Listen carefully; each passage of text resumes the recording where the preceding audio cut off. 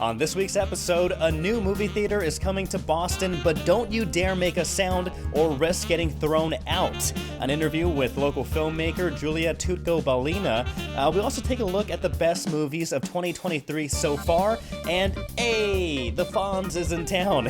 I'm James, and this is The Hub on Hollywood.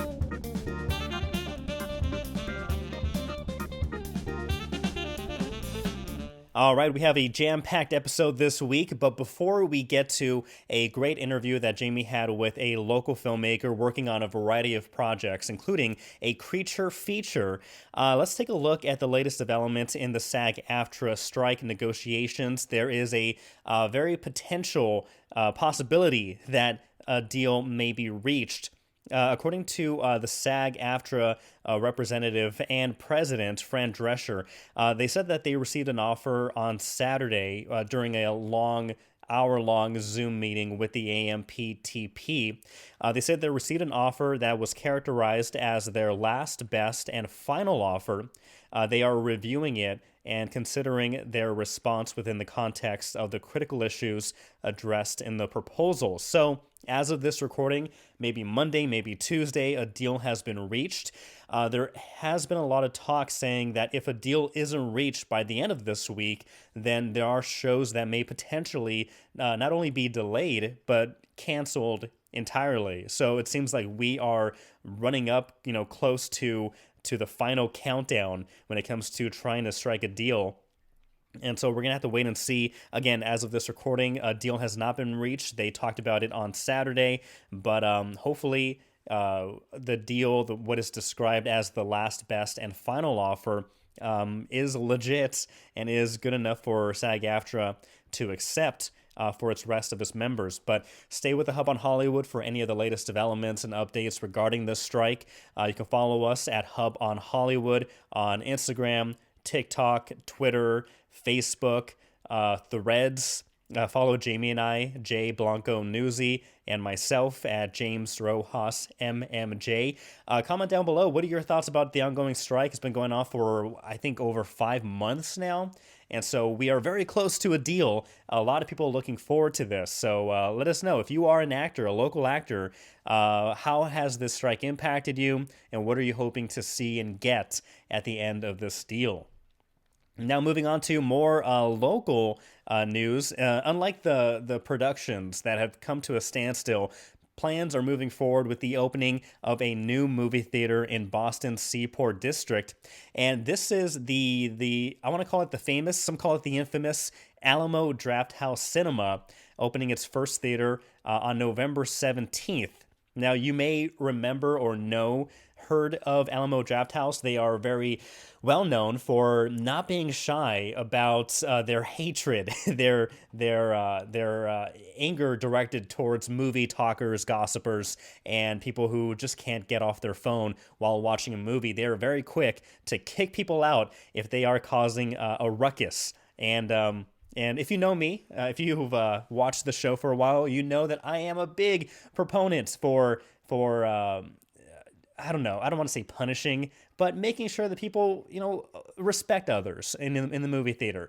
I'm not a stickler. If we're going to like a Marvel opening night, opening weekend, of course you're going in expecting cheers, applause, a raucous kind of time. If you're going to go see Taylor Swift's Eras tour, you're expecting people to be up dancing, singing along for something like that. However, there are things that are, normal movies, that don't deserve or need that kind of behavior. And again, at the very minimum, my thing is, don't talk to them during the movie theater. Don't be on your phone. Don't distract people. Don't ruin it for other people, the experience. People pay a lot of money to buy that ticket, to get there on time, to buy snacks and concessions. I'm going on a long tangent. Basically, I'm saying Alamo Drafthouse, they don't play that game. They don't mess around. And so they are very quick, and they have these promos, which are hilarious. And they've included actors, including Nicolas Cage, saying, hey, don't talk during the movie theater. If you do, we're going to kick you out. Put that phone away. You're here to enjoy the theatric experience. Anyway, Alamo Drafthouse, they are coming to Boston. The CEO of Alamo, Michael Custerman, says the theater has been in the works for a long time, and to see it become this really unique space for Boston film fans to celebrate cinema together, we just couldn't be more excited. Boston has an awesome movie history, it's an amazing city, and we are honored to add something to that legacy that we think our guests are really going to enjoy. They are having a soft opening from the 17th of November to the 22nd. So those who buy tickets will be getting a 20% discount on select menu items and scratch and win cards for a chance to win prizes. And they have, what do they have? They have 10 theaters, 10 screens, 780 seats, and they are featuring, like I said, an array of films, events, scratch tickets, food and beverage menus, and luxury recliner seating throughout every auditorium. I'm very excited about this. So again, this is in the Seaport District, so very populated, very busy, and I expect the movie theater to be packed. However, I just love the Alamo Drafthouse way of life, their business model of really respecting the movie maker and the actors and everyone that put their hard work into making a movie, and not let somebody who wants to have their own party, have their own discussion, have their own just disrespect on full display. Okay, I'm done. I'm done. I'm not gonna go more into it before I really start sweating. Let's see. Next topic, Henry Winkler. Of course, you know him from Happy Days. You know him from Barry. You know him from Arrested Development. The award-winning actor, author, comedian, producer, and director. He was in Cambridge this past week. He was at the Harvard bookstore for his new memoir, promoting it, doing a reading, as well as, autographs and whatnot. But the book, called Being Henry, it's described as being profound, or with profound heart, charm, and self-deprecating humor. It's a memoir about his life in Hollywood and the curse of stardom, as well as talking about the testament of the power of truth, kindness, and finding fulfillment within yourself. It was since you may know, I am a reporter with WBZ News Radio. I work the morning shift Monday through Friday, so that means I go to bed very early. So it's always unfortunate when you have things like this where not even just to go cover it, but just to be there as a fan. It's hard to go during some of these evening events, but this one would have been really cool to go see. But Henry Winkler, the Fonz, stopping by Cambridge in the Boston area to promote Being Henry, which sounds like a Harrison Ford movie, or like the Harrison Ford movie regarding Henry, which is a good movie also, which you should watch if you are into that.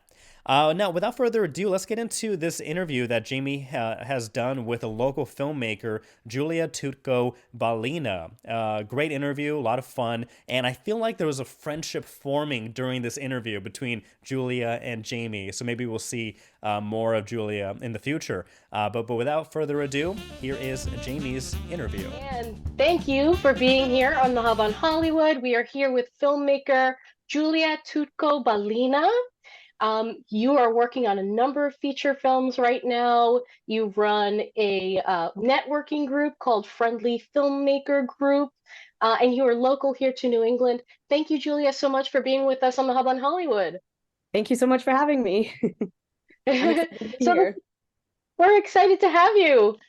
So you are friends of a friend of our show, Connor Morley, who we were talking to before. Yep. So you helped participate in the 48-hour film project. Why don't you tell us a little bit about yourself and how you got into film? Oh gosh. I think I was bitten by the acting bug first when I was like 9. I was bitten by the writing bug when I was about 12. I started writing short stories. I was bitten by the film bug when I was 18 or so in college, probably even before then. I was like, Mom, Dad, can I study film in college? And they're like, no, we want you to eat for a living. So you're going to go into math or computers or something if it's food on the table. I was like, can I do it on the side? They're like, sure. Yeah. And so I weaseled my way onto a few film sets when I was about that age, 18, 19 years old, on my first film set. And I've been just side hustling it ever since. And then about 5-6 years ago, at the same time, like 3 months after my son was born, I also gave birth to my companies and just been doing it by myself ever since. That's a lot of birthing for 1 year. That was a lot. Yeah, I have 2 kids, and so I'm I've right got there 2 with now you. too. Yay. Twinsies. Oh, yay. All right. So where in New England are you from? Boston, born and bred. Born and bred Yep. in Boston. Yep. How do you feel about the film industry here in New England? Because it just seems like every year there are more and more opportunities. And do you get a sense There are. of that as well? I absolutely get that sense. I feel like the community was pretty small when I first started, but maybe I don't know if it was just my own experience, like trying to reach out and find people. Back in the days of Craigslist, I actually met one of my longtime friends on Craigslist before it got all sketchy and murdery on there. And we've been friends for like 20 something years now. And she was up in Maine. She came all the way down to meet me at Copley Library to work on her script, her feature script. And that's one of our first projects together. And I mean, and ever since then, the networks grow. I met a friend who wants to do something. They met a friend who wants to do something else. I go on their sets. They help on my sets. It's growing. It feels like my network is growing. And so maybe the community is growing, but I think it's both at the same time. Like my worldview is expanding almost at the same time that the city's film community is growing and becoming more vibrant. Also, social media has a lot to do with it too, I feel, because when I first started, again, it was like Craigslist. Facebook was coming out, like MySpace was still a thing. You got your top 8 set up. Nobody remember MySpace anymore. Exactly. But that's where I met my husband, actually. I met him on MySpace. Hilarious and lovely. That's a heck of a story. I oh my gosh, that's hilarious. I want more. I'll tell you more after. I love it. I'm in. We'll grab a coffee after this. But yeah, so social media is gaining ground. And so I feel like people are putting more of their work out there and there's a bigger presence online. But I feel like people were still making projects on the side in their moms' backyards before social media. I don't think that's a novel concept. I just think we're becoming more aware of it because of social media. But that's my feeling. I think it's both hand in hand. Yeah. Well, we love featuring local filmmakers, actors, all of the above, everyone who loves and is involved in making movies here in this region. Tell us a little bit about your companies and where do you occupy the space of, Hollywood East? Oh, goodness. I decided to make my own mark on things, especially since, like I said, I went into this commitment when my child was born, my first one, and I wanted to have room in my life for both family and art. And it was very important to me. So I still work part-time and I'm committed to film, but I'm also very much committed to being a family person and not giving that side up as much as possible. So yes, I'll go away for a film shoot here and there. But other than that, like my kids come home from school and, mama's here. My little one is with me and I get to play with her before she goes off to school when she's 5, so I have that joy of being a mom mixed in with the fact that I love to create things. So I write at home. I can do production work at home. I can do social media at home. I can do a lot of things from home aside from being on a film set, networking. So Friendly Filmmaker is the group that I started, and it's grown into a newsletter now. There are several hundred people subscribed to my weekly newsletter about film stuff. And yes, I do stuff about what I'm up to, Friendly Filmmaker projects. I try to do 4 short films a year. I'm starting to do feature films now. This is the first year where I'm doing a feature film. And guess what? I'm doing 3. One of them, poster behind me, The Wolf Boy, the party that just happened. We are doing a creature feature in the style of Bela Lugosi and the Mystery Theater 3000. And Nice. pay homage to the in-camera visual effects side of things. If you've seen Werewolf by Night, then you know what I'm talking about. We're going to make one of those, and that's going to be a very big undertaking in 2024. That's my primary focus. And aside from that, I'm working on a narrative feature and a documentary. And those are going to be amazing projects too. But The Wolf Boy is going to be the most ambitious thing ever, because we're going all nuts on it, whole hog, as it were. And we're not going to hold back on the if we have to beg, borrow, and steal food and locations and things like that, that's one thing. But one thing that we're not skimping on is the makeup, and so that's why our budget is so high.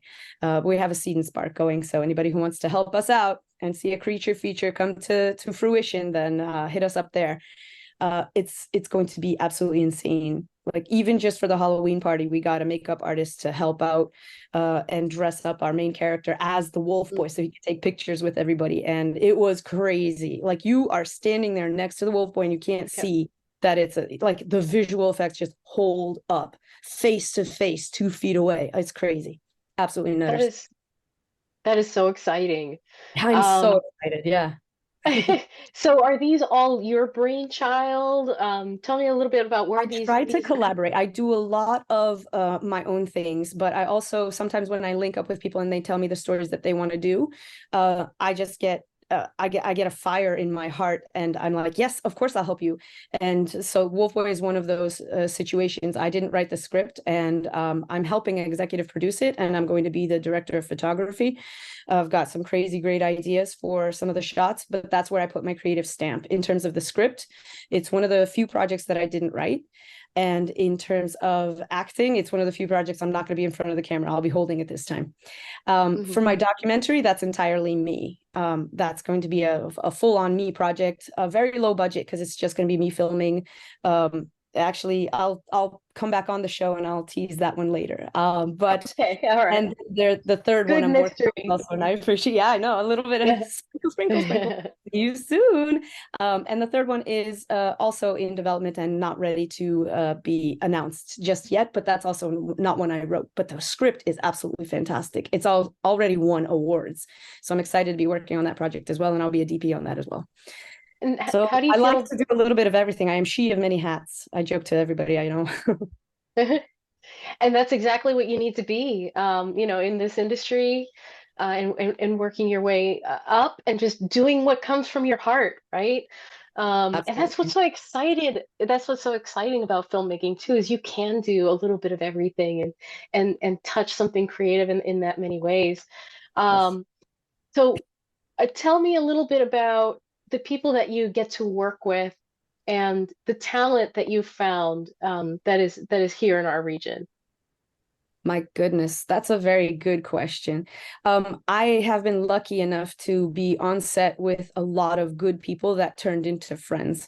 And some people I've seen on multiple sets that have turned into long-term contacts. And hey, if you need a gaffer, I know a person. If you need a sound recordist, I know several people. Like, I have names that I could name drop from really talented, friendly, and this is why I called it friendly filmmaker. It took me 4 months to come up with a name for the brand, but then when I hit it, I was like, of course, it's so perfect, because the only successful sets, in my opinion, I've been on sets that have had projects that tank. That happens, and for whatever reason. But the toxicity, I'm not here for it. I don't. No, thank you.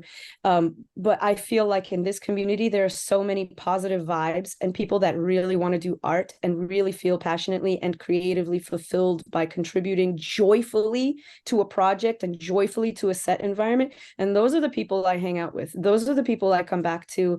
Those are the people I help for free. And those are the people that help me for free sometimes on sets. And it's just that fostering that kind of art for art's sake, it's so indie. It's so very indie, because, like, yes, we have bills to pay, and yes, please do hire me for things if you think of me. But at the same time, there are some days when you're just chomping at the bit because your heart wants to create something. And so you'll negotiate a sweat equity deal of, like, you help me and I'll help you in some sort of situation. Like, yes, we're both broke, and yes, we're struggling to make a project come alive on an indie budget versus, A24 or anybody above that. But you just, sometimes there's a story that you want to tell and get out there, and you will hustle to make it happen. You will problem solve in whatever way you can to make it come alive. And I love that vibe. It's so very present here. You name it, actors, directors, photographers, artists, like literal like artists, people who want to do storyboards for a living, production designers, musicians, composers, geez, name it, and they're with us. They're on the friendly filmmaker list. Like, I don't gatekeep. I'm not like, oh, I just do acting, or oh, I just do writing. I am she of many hats, and I speak to the people that are she of many hats, or they of many hats, and I write for whoever wants to hear about all aspects of film.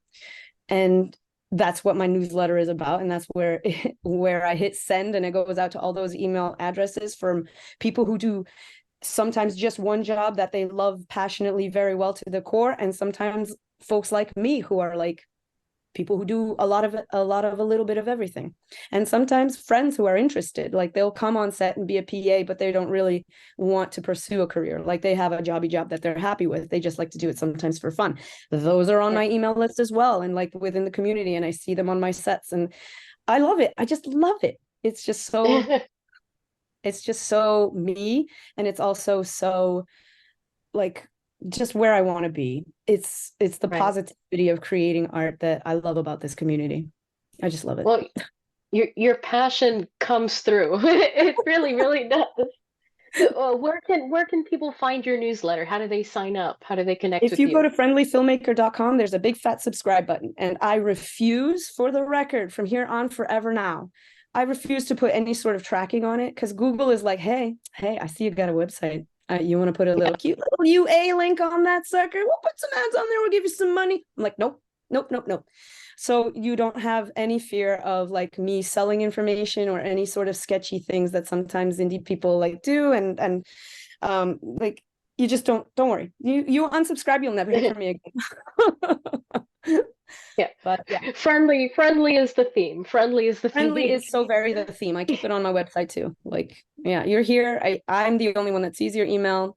I'm the only one that sends an email. Like, that's me. I'm a one-stop shop. So and I love that, because I'm also, with the two kids, and I want to be there for them, but I also want to do my art, right? I'm more on the acting side and a little bit of the writing side. But it's so wonderful to be able to have that balance and still create and connect with people.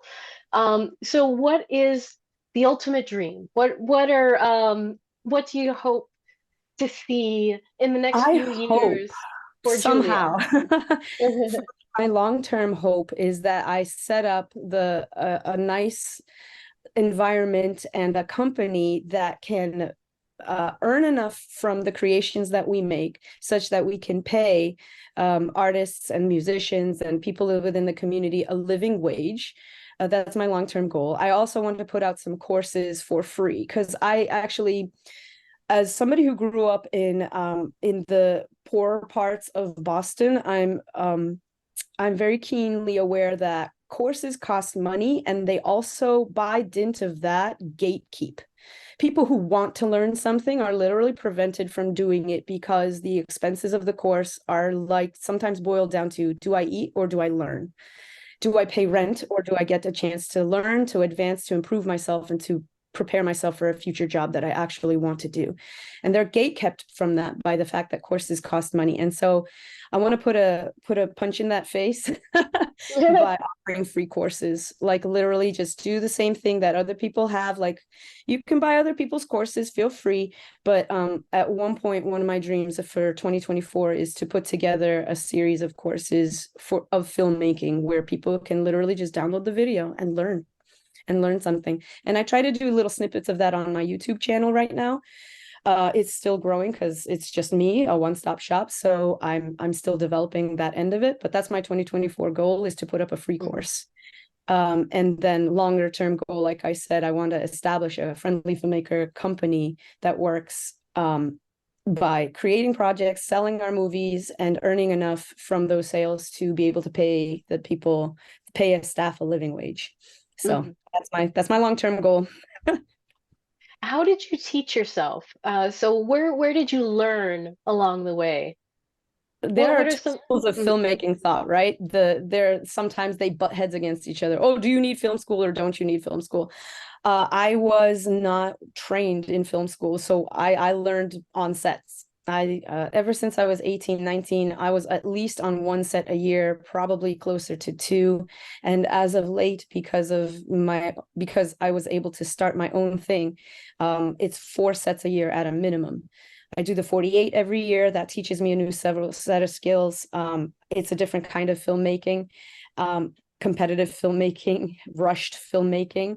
And then I try to make my own projects just for a year. And they may be small and they may be very low budget, but they keep me learning. Every single set teaches me something. Oh, that's what that camera trick does. Oh, that's how a gimbal works. Oh, that's what those lenses do. I know a lot more now than I did 25 years ago when I first started. Yeah. I mean, it's just learned bit by bit through experience. Exactly. And it's got to be rough right now, for the people who are in the industry and for those who want to learn, who've been, counting on those sorts of experiences with the strikes that are happening right now. I know the writers have their deal, but the actors are still not quite there yet. I was wondering if you had a take on all of that's happening right now, because that's where Yes. I learn is that's where I get my gigs to be on set. Anybody who's seen any videos of mine on the YouTube knows that I get a little salty about this Ooh, because let's I have just some don't salt. understand. Oh yes, let's have a little bit of salt. Drama, spill the tea. I just, because I'm such a sharing mom kind of person, like I always was that way. I just don't understand the mentality of people who earn crazy, crazy millions of dollars from the films that they put out, from the TV shows that they put out, and don't pay the people that helped make it happen. I don't understand why they're being so stingy, miserly, penny pinching, selfish, 2 yachts is not enough mentality of just not sharing. I'm looking at you, heads of, Disney. I'm looking at you, heads of, everybody. Yeah. I'm looking at you. If you've got, 3 yachts and 15 vacations lined up, and you're not, and you're the lowest people in your company are barely making minimum wage, there's something very wrong and just immoral at this point. And so I don't understand. The residuals system was set up 1.5 million years ago. In the 60s, people were able to live off of it until the 80s. You did one TV show once, it was put on reruns, and you were able to live off of it because, yes, people were still watching your show. Yes, people were still laughing at the lines you wrote or the ways you delivered them. And those actors and writers got their residuals, justly so, because they're still entertaining people with something they made 20 years ago. Good, let's go. But now with streaming, the advent of new technology comes the advent of new opportunistic selfishness, is that, oh, well, we don't have it in our contract that we have to pay them, so we won't. And I don't like that mentality. It's so dirty and selfish. And so I just pay the writers, man. Thank you for settling on the writers. At last, you finally see their value. But now, come on now. If pay the actors, please. Yeah, just sit down and do it again for the actors. That's not what Friendly Filmmaker is all about. Like I was just telling you that my long-term vision, I have a breakdown CEO plan, where everybody's there's no CEO gets 17 digits versus somebody who's emptying the trash bins gets, minimum wage and barely so. Minimum wage is not even minimum wage at this point. It needs to be upped. Anyway. Right. It's below poverty level. It is. It's below poverty. You can't pay rent on minimum wage. You can't buy groceries on minimum wage. It's tragic. It's terrible. And so I just it frustrates me to no end. And it really frankly disgusts me because it's just so deeply unfair that you create something with a team of people and you keep almost everything that you win. You throw a few coins their way and you're like, that should be enough for you. Oh, I'm so sorry. Excuse me? I just don't get it. somebody didn't raise them right. That's what I'm thinking, is like this unethical selfishness is just no thank you. Not how I'm going to raise my kids. Yeah. Booyah. There's Mic a lot drop. of there you go. Exactly. Except that mic is expensive. Don't drop it. No, I'm not Um, going to. No. I'm just I'm not even um sure. I can't afford it. great. Great sound bites there. Yeah, But it's seriously. it's No. true. It's true. So we're hoping, negotiations are still ongoing this week. So very much hoping that by the time, uh, very soon, that we have a doable, livable deal. Agreed. And the fact Changing, that they settled for the writers is encouraging, because even if they yeah. have to grousingly admit that, hey, you're not going to have a new show without writers, guess what? Even if they have to be pulled by the wallet instead of by the heartstrings, at Mhm. least they're coming to the table. So I'm optimistic that the strike will end soon for the actors. That was the first dinner bell, was that the writers got their due. And hopefully I'm optimistic that it will end soon, and fairly so for the actors. But stay strong, man, because I mean, again, if they don't have talented faces to put in the Mm, scenes, then you're not going to have any entertainment. That's just what it boils down to. exactly. There's no content without creators. The creators For make real. it. It just doesn't make any sense. Um, Exactly. So, Julia, before we let you go, is there anything else that people need to know about you? Oh, wait, actually, I had a more specific question. Tell me about a favorite project that you have made so far, and then we'll wrap up with all of your socials where people can find you. Favorite project. That's like picking a favorite child. It's Oh almost unfair. no. But oh man, I've learned so much with all the things that I've done. I mean, my short film Guidance has won multiple awards because it was written from a place of love. Another short film that I did, Fortune Teller, people have been asking me to turn it into a feature because it's the kind of creepy thriller that and mind games that I love to write, and subverting expectations is like one of my favorite things. But I mean, recently I did Dibs on Mars, which was the first musical I've ever done for a 48-hour, because we pulled that out of the lottery and we were ready for it. The music is great. And the fun that we had making that fever dream of a movie is unparalleled. Like, everybody who had an idea was like, yes, should I kiss the clown shoes? Yes, please do. Should I basketball? Yes, please do. I should dump this on my head instead of drinking it. Yes, please do. This chessboard is a drink now. Great. Yes, let's make it happen. It was feverishly, artistically, hilariously fun. It was great. Yeah. Um, and now I'm working on more projects that light a fire in my spirit. So it's hard to answer just one. Yeah. And It's not and about diplomacy. It's just about my own intrinsic artistic selfishness. Like, I can't pick. yeah, and pursuing that joy. So, Julia, where can people find you on the social medias, your websites? Just plug it all. I'm everywhere on social media, but the best place is All Roads Lead to Rome. Go to friendlyfilmmaker.com. You will get links to my newsletter there, and you will find my YouTube channel from there. So www.friendlyfilmmaker.com, and all roads lead there. So go All right right. ahead. Best of luck in all of your projects. We hope to have you back on soon. Thank you, Julia. Thank you so much for having me. This was a joy. Bye. I'm glad. All right, fantastic interview, Jamie. Be sure to keep track of Julia and her career, her projects in the future. We'll list any social media stuff down below. But yeah, Julia, thank you so much for joining us on the Hub on Hollywood. Now, wrapping up this episode, let's take a quick look at the best movies of 2023 so far. This is a list compiled by the Washington Post staff, and I was very happy to see the first movie that they post, or at least the picture that they posted for being among the best movies of the year so far, is a movie that I talked about, reviewed last week on last week's episode. That is The Holdovers, starring Paul Giamatti, Dominic Sessa, and a great cast of supporting actors in this movie. The movie that takes place in 1970s New England. They filmed everywhere in Massachusetts, seemingly. They filmed in Boston, they filmed in Worcester, they filmed in Gill, they filmed on location in actual spots where you can go and visit.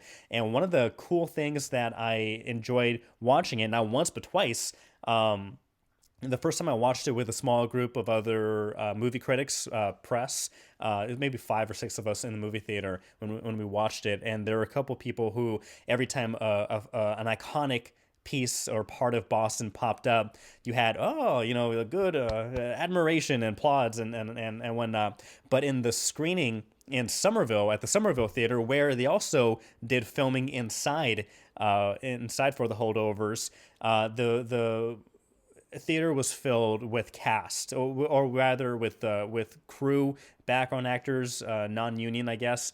It was filled with people who worked on the film, and so when you had people and places start popping up on screen, people just broke out in applause.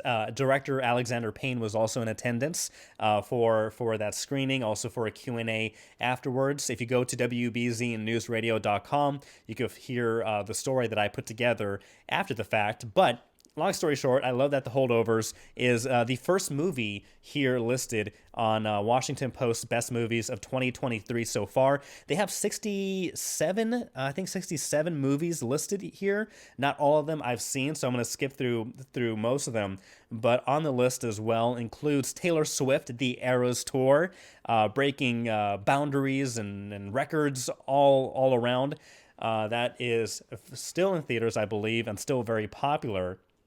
I think it's opening up a door for other musicians to bypass the movie studios and go straight directly to movie theaters. In this case, AMC theaters, where they had this exclusive screening at the AMC theaters across the nation.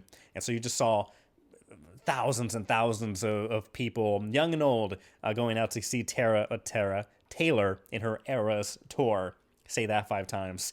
Also, unsurprisingly on the list, Barbie, of course. On the list. We also have Mission Impossible Fallout Part 1 making the 2023 list.